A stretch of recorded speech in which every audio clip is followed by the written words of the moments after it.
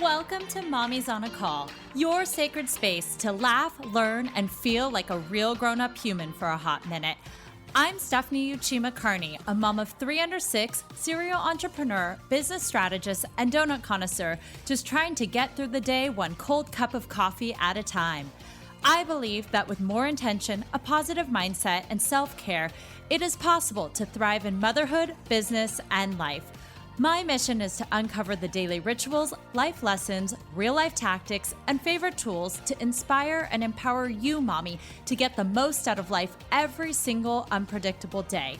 So grab your headphones, tell your kids you're on the potty, and tune in weekly for some laughs, knowledge bombs, and plenty of real talk with real moms, and maybe a dad or two. Welcome to the Mommy Pod. Welcome back to Mommy's on a Call. Today, I'm excited to bring to you Lauren Wang. Lauren is the founder and CEO of the Flex Company. She coined the term menstrual disc in 2016 and created a new category in period care. Today, Flex is the #1 selling sustainable period care company in America and is aiming to transform the lives of people with periods and offer period freedom. Lauren is also the mom of a little toddler, but also expecting a second child in just a few months. Welcome, Lauren. Hi, Stephanie. I'm so excited to be here. Excited to have you. I wanted to kick this off with asking, what is your biggest mom win of the week? Oh, boy. I have fed my child breakfast and dinner every night so far this week. That's a win. Work can sometimes take me away from that. That is hard. Do you like to cook, or are you into some of the meals? Because she's a toddler. So, is she a picky eater? Mine are terrible eaters. So for the most part, thankfully, she's not a picky eater. She has her days. I saw this week has been especially good. And that's why dinner popped in my mind. Yes, I love to cook. I cook a lot of vegetarian food. I'm not formally a vegetarian. Reformed vegetarian, but I think being pregnant, I have a real meat aversion. So I have just been cooking a ton of vegetarian food. Anyway, as a result, my daughter also doesn't really love meat that much, I think, because she just hasn't had a lot of it in her life. But I saw this, I think it was Feeding Littles. Do you follow that Instagram? Yes, I do. So cute. And this week she posted that thing where she is like, kids get overwhelmed. My husband's Chinese, so we serve family style, like all these big dishes on the table. And she was saying that kids get overwhelmed by that. So it's better to just give them one thing at a time. So I was giving her like one piece of tofu by one piece of tofu by one piece of tofu. And she ended up eating an entire block of tofu and some broccoli. And then she had an orange for dessert. I was like, wow, this child, that was my mom win of the week. Wow. So you fed her one little thing at a time. I haven't seen that yet on Feeding Littles. So I feel like I always give my kids like a plate of food and there's like so many different things and they'll only eat one thing on it. Yes, exactly. That's what she's been doing recently. And this thing was like, only give them one at a time. And instead of just even giving her, because I tried first giving her just one category at the time. She's this weird thing where like, she'll eat all the elements of a salad, but she doesn't like the salad to be mixed. So I'm like, okay, you are just getting the leaf of the salad. Deconstructed salad. And then she just eats it so quickly. And then she's like, more, in her baby sign language. But yeah, we'll see how long it lasts. But so far for every meal, it's worked really well. And how is this pregnancy going for you versus your first one? So much better, honestly. The first one was a trip. I mean, we both had COVID babies. So my first was born July 2020. So I was about 6 months pregnant when the world shut down. And I don't know if it was COVID or just my hormones, probably a combination. I really had terrible depression, oh, wow, the worst depression. Got very into meditation as a result, which was helpful. But my normal outlet for stress and for depression is exercise. And people weren't even going outside during that. We weren't even taking walks. You were like, you need to mask while running or anything like that. It was really weird. So eventually when they opened things up and we were allowed to take walks, I would take walks, but I gained 85 pounds. Whoa. So was the depression during your pregnancy or during postpartum? During my pregnancy, which I had never even heard of. I didn't even know. I thought I was alone until Britney Spears recently posted about it. I didn't really know about, I just learned about premenstrual depression, like PMDD. I didn't even know there was pre-pregnancy or prenatal depression too. Yeah, there is. Oh my goodness. And Uh, so you were saying your outlet was usually exercise. Do you do that often like now too as an outlet, or have you like adapted to different things now? And especially being pregnant again, how do you manage yeah. that? Well, I found that I have to exercise because if I don't, I get really depressed. It's just part of like my chemical nature, I guess. How did you know that you had depression when you were pregnant? Were you diagnosed? Were you like something's really off? Yeah, I struggled with depression when I was much, much younger. Haven't had that significant of issues in the last, I don't know, 10 years, thankfully. But I knew I was depressed when I started feeling suicidal. Like that was just not me. Right. It's nothing, it's nothing like Yeah. me. And I remember I would call my best friend and she was like, there's only really one friend that I felt comfortable talking to about it because it felt almost shameful. Like I have this life that I'm growing inside of me and I'm healthy and the baby is healthy. I shouldn't feel this way, but I just did. And I didn't feel like it was really related to the events in the world. It just felt like this really illogical thing. And I looked in the mirror every day and I felt like I didn't recognize my own face. And I struggled with eating disorders when I was younger. So I don't know if there was something about that, but I think when I feel depressed, it goes into this like body dysmorphia place, which I know a lot of people struggle with is the first time you become pregnant because there's so many changes that your body undergoes. But I do really think it was hormonal. So it wasn't diagnosed, but also at the time they were barely letting us go to the doctor. Right. Everything was like telehealth. I almost had to do my 6 week postpartum appointment, which I had a C section via Zoom. And they said, there's no way, like something hurts. Like you need to physically touch me and look at my like incision because I think it's Yeah. infected. I'm not doing this over Zoom. So I completely feel you. Like it was hard enough to get an appointment. Right. Yeah, it was a weird time. And I would go in with like my Burning Man gas mask and like ski gloves. There's just like it is a motorcycle mask with a skull on it. It's very scary. And I was just like this huge pregnant lady with this Burning Man mask on and these giant ski gloves. Because we thought gloves at the time were really important. We didn't know how COVID spread in the Right. beginning. And when you're pregnant, you are concerned about everything. And you don't have to answer this question, but you mentioned you gained 85 pounds Yeah. and you had struggled with eating disorders in the past. How, I guess, did you cope with all of that? How did you figure out meditation was the way to go? Or I guess there's a lot of women out there who might not even know how to start in this process. Like they Yeah. might be feeling these things, but they don't know how to get help or they don't even know. I mean, any advice or I'm curious at what your journey was like. Yeah, I followed a thread. I had a friend that did meditation with this guy in person pre-COVID, and he was just talking about how much this person changed his life. And he started drinking a lot less after work as a result, because he found that after work to de-stress, he would go and have a cocktail, and the one cocktail turned into three cocktails. And he wasn't an alcoholic, but it was like his way of de-stressing.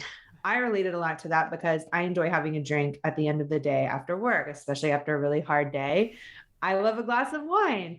And while I was pregnant, I certainly was not doing that.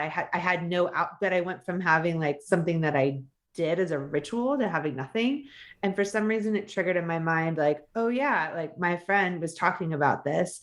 And I asked him, and it turned out that the meditation teacher had enough people reach out to him that he offered a Zoom class, which he had never done before. And again, then Zoom classes became a really big thing during COVID.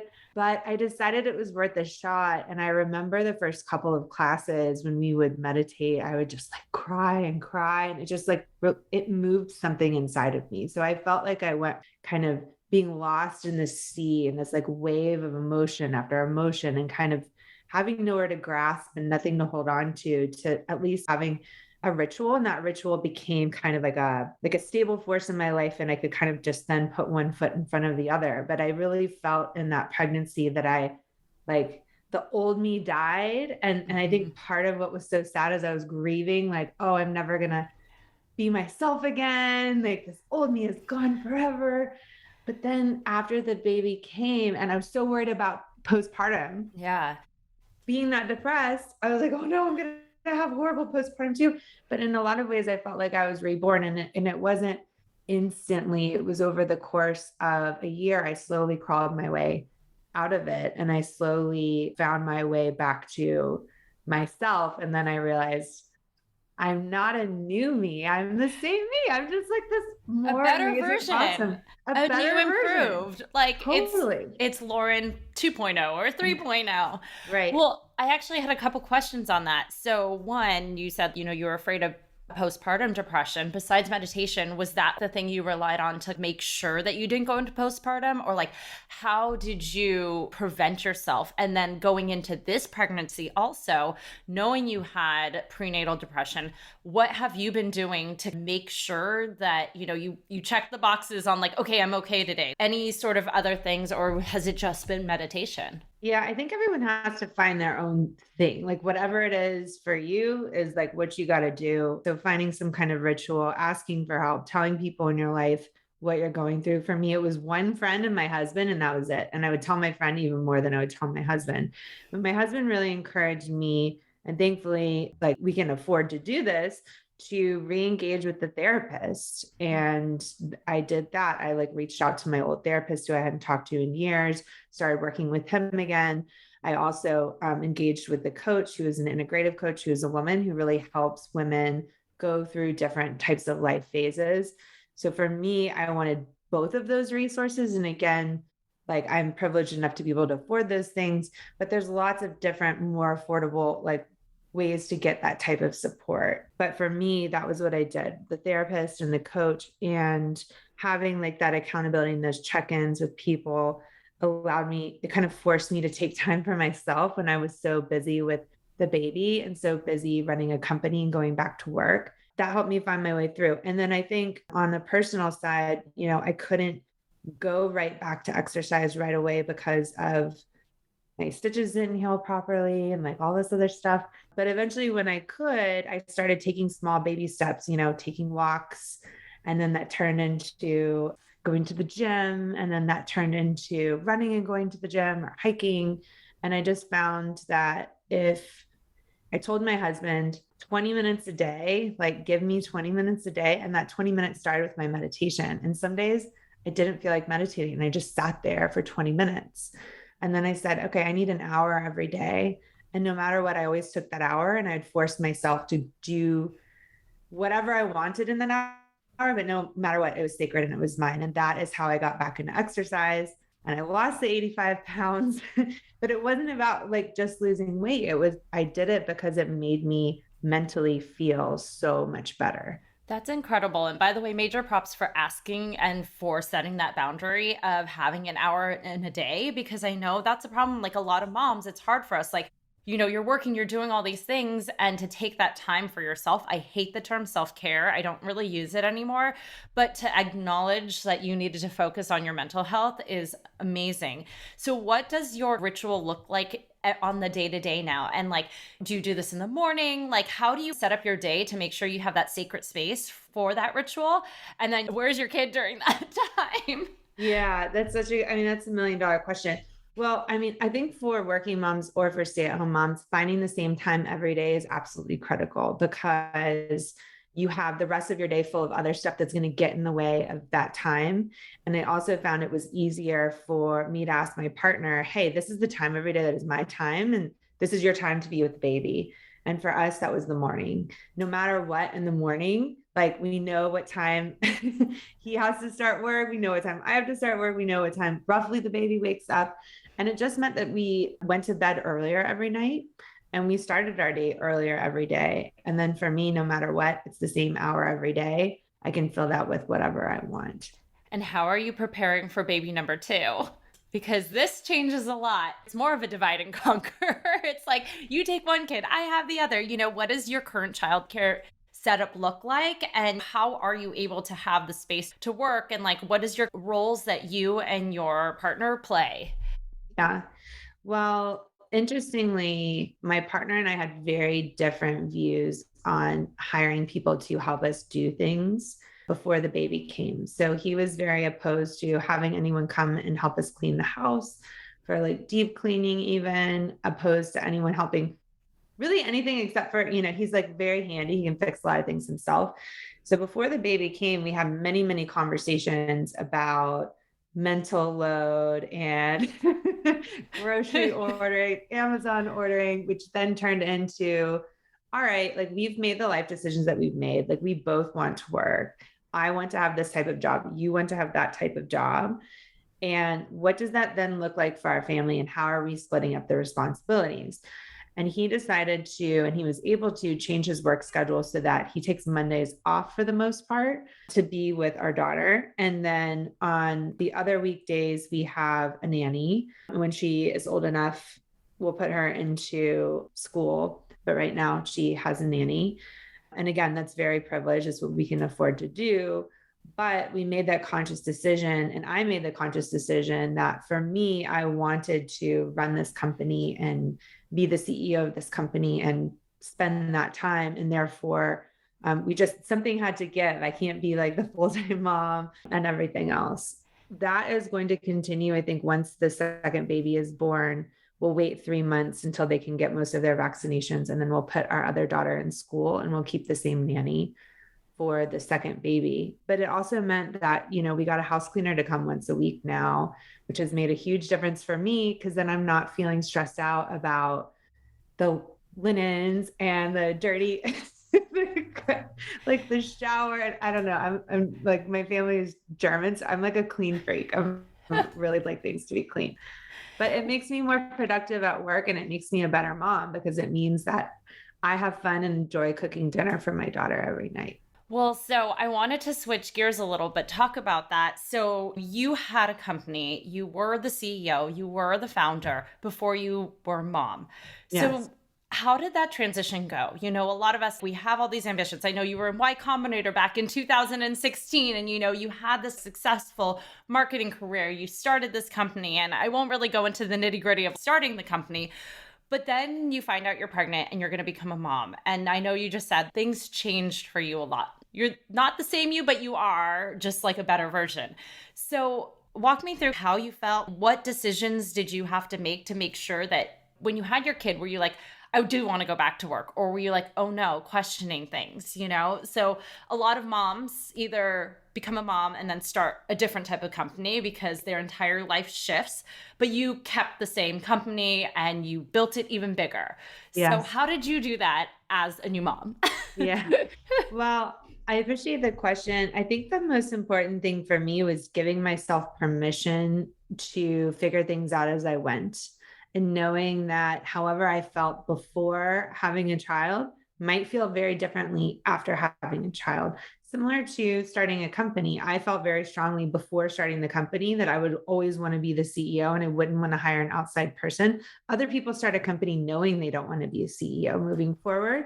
But I would say for me, I gave myself permission to, hey, if it turns out I'm not cut out for the CEO thing and someone else would be better at doing that than me, I want to do whatever in service of the mission and vision of this business. In a lot of ways, I think of my company because of the size and scale that it is as my first baby. It is. And I knew I would see how I felt after my daughter was born. And I felt, very strongly that I wanted to take those 3 months to heal and to get better for me, so that I'd be set up to be a better CEO and be a better mom. And I took those 3 months. How did you set your company up then while you were gone? And then are you going to do the same thing? Or did you learn a lot of lessons after your first maternity leave to apply to your next maternity leave upcoming? Oh, girl, that could be that could be a 10-episode podcast. I set it up. I put someone who had been working with me for, I guess at the time, maybe like 3 years. He's now been working with me for 5 years in charge of the company. So I did select someone to be in charge. There's someone who's going to be in charge this time as well. I think what I learned was to put the appropriate systems in place internally that maybe weren't necessarily there before because we're just at a different size and scale. So HR, legal, finance, processes, which sounds really boring. But, I came back from maternity leave last time and the team had doubled in size.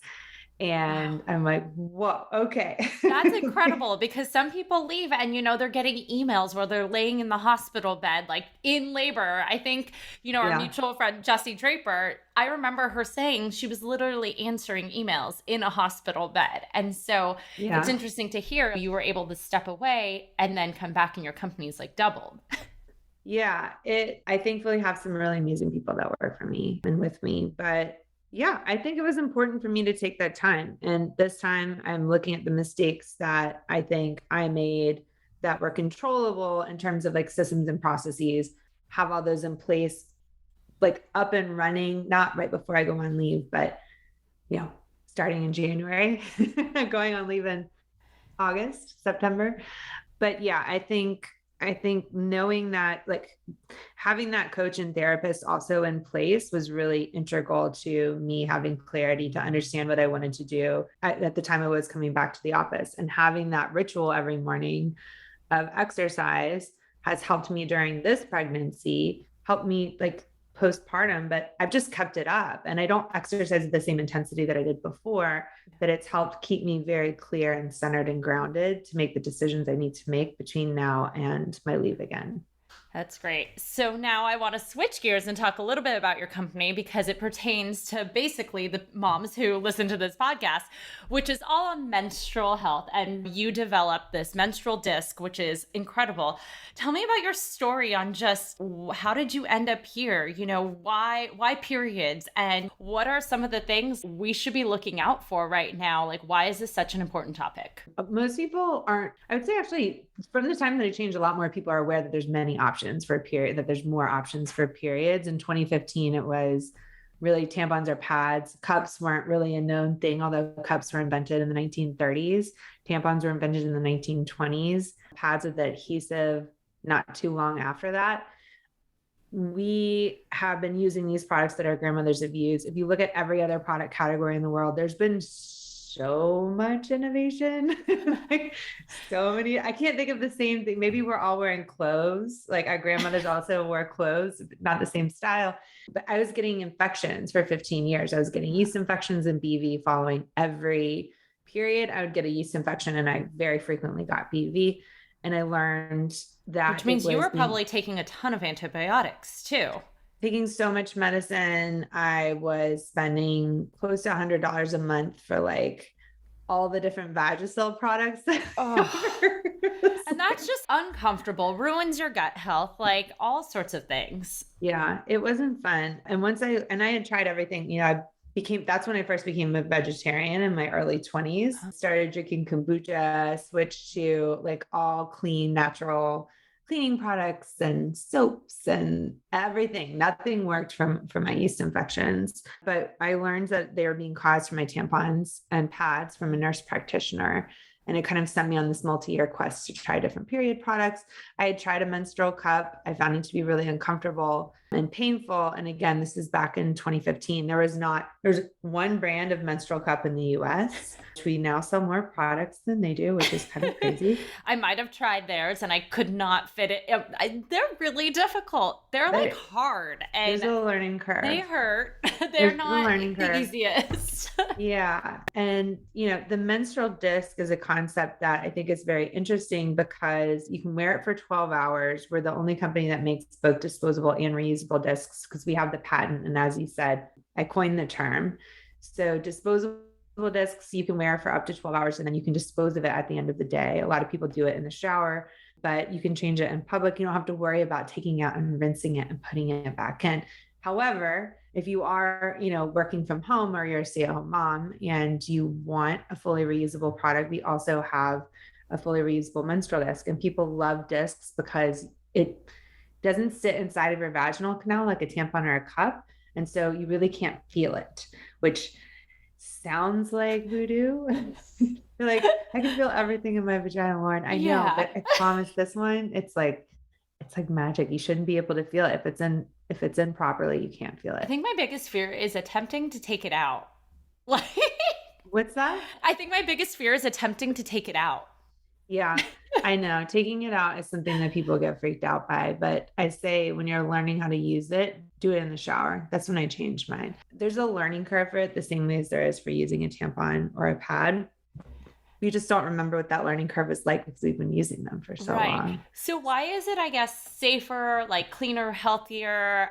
Something is still stuck up there and all of that. How exactly, or is it does it work? Or like, why is it better, I guess? Sure. Yeah. Well, first of all, cotton is an organic product, which means that bacteria can grow in it and it can host bacteria that can grow and multiply. And then if you have the type of bacteria that causes TSS, which is rare but can be deadly, you are basically giving an environment where that bacteria can grow and thrive. Obviously, if you're using tampons as directed, you shouldn't get TSS. So I'm not saying like if you use tampons that they're bad or anything like that. For some people, it can really disrupt your pH because blood is more alkaline. And so you have this like blood soaked tampon sitting against the walls of your vaginal canal that can throw off your pH. It also absorbs. We talk about like our gut and our microbiome and all this stuff all the time. Guess what cotton is doing? It's absorbing all of that good stuff that your body works so hard to create every month. You have a lot of immunity in your vagina, actually. It's pretty amazing. It's self-cleaning. It fights off infections on its own. It's pretty well set. So when you use something like, and I should say like not all discs and cups are created equal. I would be very careful about where they're made and make sure that they're FDA registered. Some brands say that they're made in the USA and they're actually not. Some brands say they're FDA registered, they're actually not.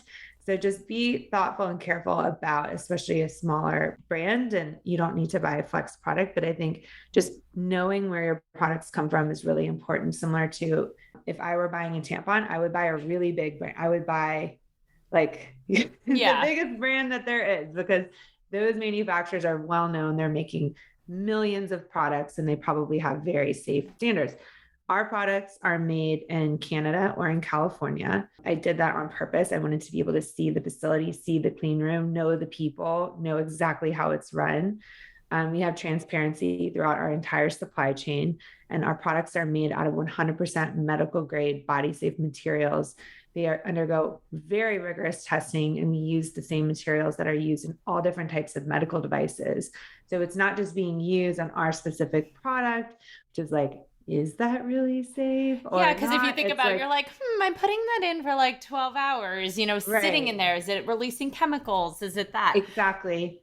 But if there's all different types of products that are made from the same materials that are used in catheters and other things that are designed to stay inside of the body for even longer, then that is what gave me a lot of confidence. And obviously starting the company after getting infections, safety was number one on my list. I thought it's interesting. I didn't realize when you said like cotton absorbs some of the microbiome. I just interviewed the founder of Seed, and she was talking about, vaginal swabbing because she's just had a baby. And so like a big important part of when you have your baby, unfortunately I had 3 C-sections, is that when your baby passes through the birth canal there, it gets a lot of that microbiome. So I didn't even think of how like a tampon's actually like removing that too, because it's like taking that out. So it's absorbing everything. And if you love to use tampons, like no shade, they're totally fine. But there are, newer things that I think, most people aren't switching to tampons or switching away from tampons because they're getting infections like me. Most people like wearing discs because you can't feel it. Like that's just frankly it. Like, oh my gosh, I never knew my period just wouldn't be a thing. And in the middle of the day, you can just pee and empties itself out. You don't have to do anything. You don't have to change it. You just keep walking around hands free. You only have to take it out twice a day, right? Crazy. In the shower. That's so cool. Your period is then a non-issue. It reduces cramps and over 60% of our users. And how does it reduce cramps? I'm just scared. Yeah. This is so people tell us that their cramps are reduced, and we believe why. There's 2 reasons. One, because it's not sitting inside the vaginal canal. So like your vagina is not naturally shaped like a tampon. Yeah. And so the vaginal walls are getting distended or pushed apart when you have a hard cotton object in there. Like tampons aren't exactly really like soft and flexible. But the other thing is it creates a plug. So when you're menstruating, your uterus is contracting, you're shutting the lining, and that can create air and gas. And so if you have a plug right there, you're not allowing it to kind of naturally escape. So if you are a tampon user and you have a day where you have really bad cramps, try switching to a pad, and it will take a couple of hours, but you'll be surprised at the relief that you'll find by doing that. Huh, interesting. I think you've like officially convinced me. I've just been more afraid of like actually putting it in and taking it I out. I'm not know. gonna lie. You're not alone. Everyone is. Even our friend Jessie Draper was she started using Flex right after she had her first child because she said that her periods completely changed. And Yeah. I said, well, you can try this. It's worth a shot. And I was a little baby entrepreneur at the time. We had just started the company and she was like, okay. She called me. She's like, oh my God. I didn't want to use it, but I'm going to have to damn. try it because, as I mentioned, I got pregnant with my third at 11 months. So I'm still breastfeeding. I hadn't had a period. So I only had since 2014 when I got pregnant with my first. I had only had my period 3 times in that would have been 6 years. Oh, Basically.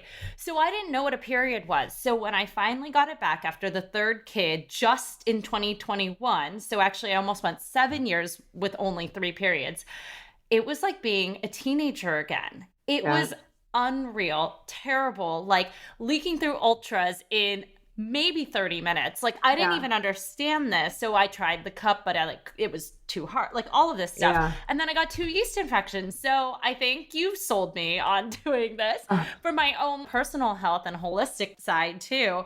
Yes, I've just been terrified, but I will try it. But Well, I will tell you, we have people, like real people. So when the company very first started, people would text me to ask me how to use it. Like, because if you learn to use a tampon, you have your friend or your mom or your sister or whoever, like on the other side of the bathroom door. And so people would text me on the toilet and be like, is it in? Is it going to get lost? I can't help me. I feel like I'm And going to end up in the ER being like, I need to remove this. I don't know how. no. So we have real humans based in the US that are available 7 days a week, almost the whole entire day. I mean, I think over 12 hours a day. You can text them in real time Oh, and they'll wow. help you. You can call them, you get a real person on the phone. You can email them if you prefer. But I find that text is like a faster phone or text is like a little bit faster to get help. And yeah, they're called FlexPerts, and that's why we That's have so them. cool. So they can help you too, Stephanie. Okay. And no, it's not going to get lost and no, it's not going to get stuck. I promise. I have a little more faith. Now, I'm actually curious, since you started this, before this was a trend, I'm curious, how did you pitch Y Combinator? Were you like, when you were going into this, I know you really believed in it, but just having this idea of I want to help period health and menstrual health, I feel like walking into a room of dudes, it's kind of overwhelming. How did you start that? What was your journey to get there and how did you go forward?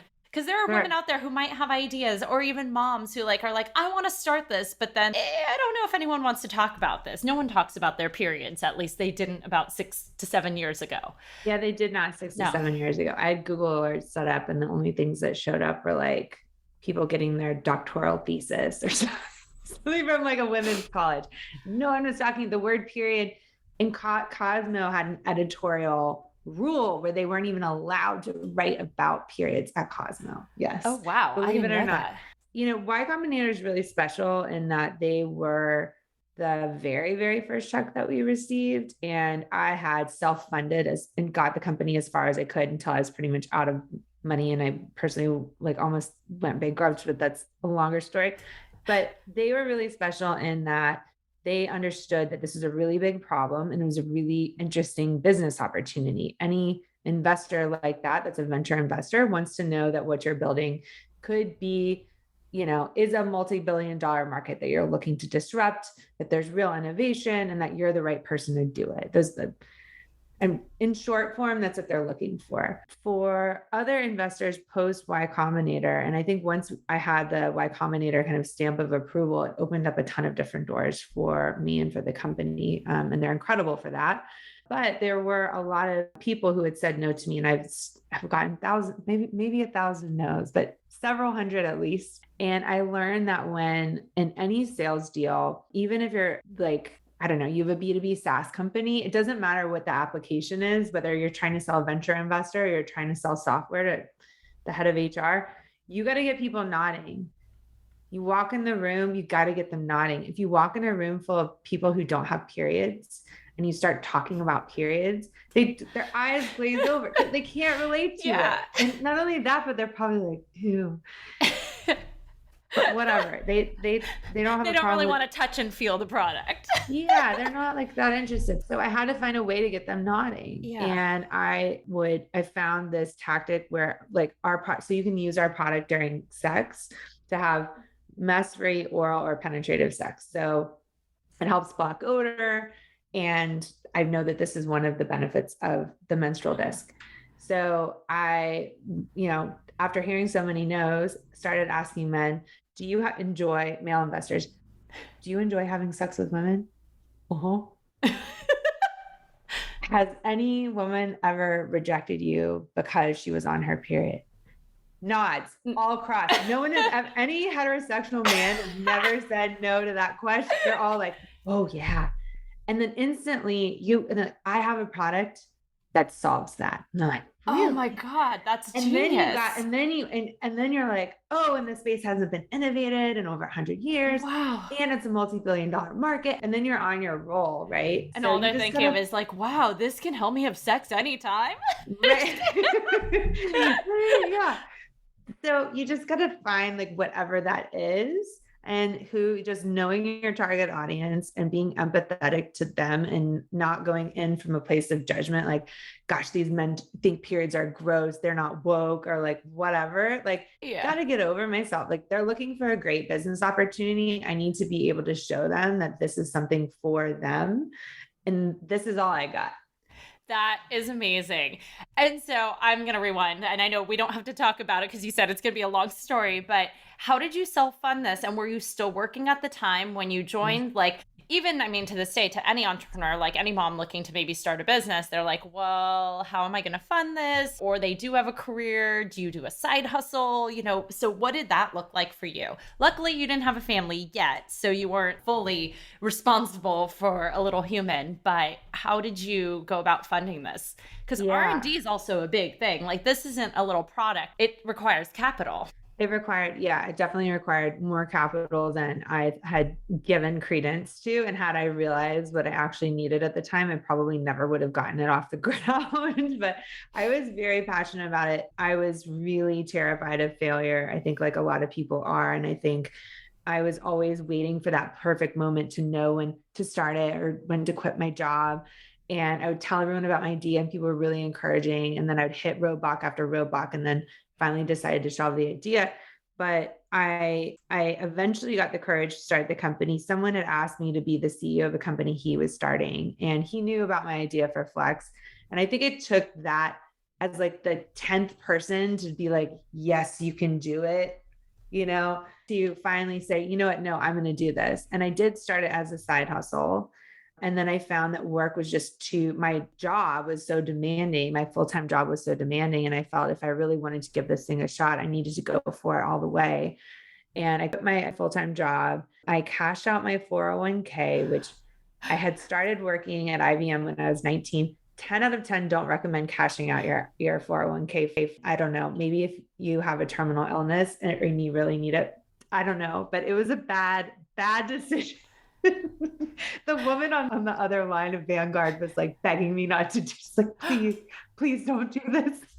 Oh my goodness. Idea, Lord. Like, I need the cash. I got a consulting job, and I put my apartment on Airbnb. I almost got evicted because my landlord found out about it. It was a lot of really bad financial decisions. And then I was pretty much out of money at the point that I met Y Combinator. And they offered me the check. And I said, thank you so much, but I actually can't take this because I'm out of money and I need to go back to work. And they said, well, how much money does the company have? I'm like, you don't understand. The company is me. Like, that is my bank account. My personal bank account has $0. And I need to find a job. And they said, well, you have 6 weeks to decide. I'm sure you'll figure something out. And I met another investor, and they said, how much do you need? And I said, I need $200K to get my first 10,000 pre-orders. Cause that's what that was the best information I had at the time. That's how much I thought it would cost. And they ended up saying yes. And then I was kind of in business from there. Yeah. I was gonna say, now that's a big learning lesson. Oh, yeah. Wow. Would you ever suggest anyone cashing out their 401k? No. Like I said, unless you had like a terminal illness or like there's some kind of like your family member had a terminal illness and you had no way, I can think of like an extreme, but to start a business, no, I would not recommend it. And I would say for most businesses, there are ways that you could hack your way to growth or hack your way to any investor, and even for yourself, because if you want to know that what you're spending your time in, that's also an investment, or what other people's money you're spending that on, that you're going to get a return for that. So whatever way that you can find to get momentum or to get traction is really critical. Well, to wrap things up, I wanted to ask, I know you said your identity shifted a little. What do you think is your superpower that you gained once you became a mom that makes you better at either business or life? I think, it's so hard to kind of decouple becoming a mom and COVID. True. But you're also on your second journey into motherhood. So. I am on my second journey. I think the biggest lesson I've had in the last 2 years is this is my life. Like, this is it. This is your life. This is it every day. You only have one of these, and you got to like make it what you want, because it is what it is, And I think that mindset that has been really my theme for this year is this is your life. It has made me accept things a lot more, not feel as anxious about the future, not go down the what if kind of. Of course, there's some of that with business planning. You got to do what if scenario planning, but it's helped me to kind of be very present and take each day and soak in all those little moments with the little one, because you like only get so few, and so many people are like, oh, doesn't it go by so quickly? And in a lot of ways it does go by quickly, but in other ways I feel like I really have like soaked in all the like babiness. Aww.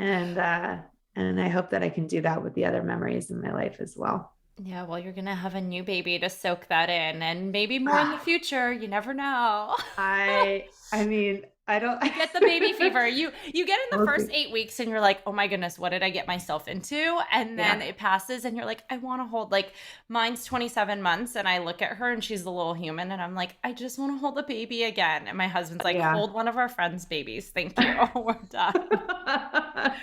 I'm the oldest of 5, so I will agree with your husband that 4 is a lot. I didn't realize you're the oldest of 5. Wow. Well, thank you so much for joining. Where can we find you online?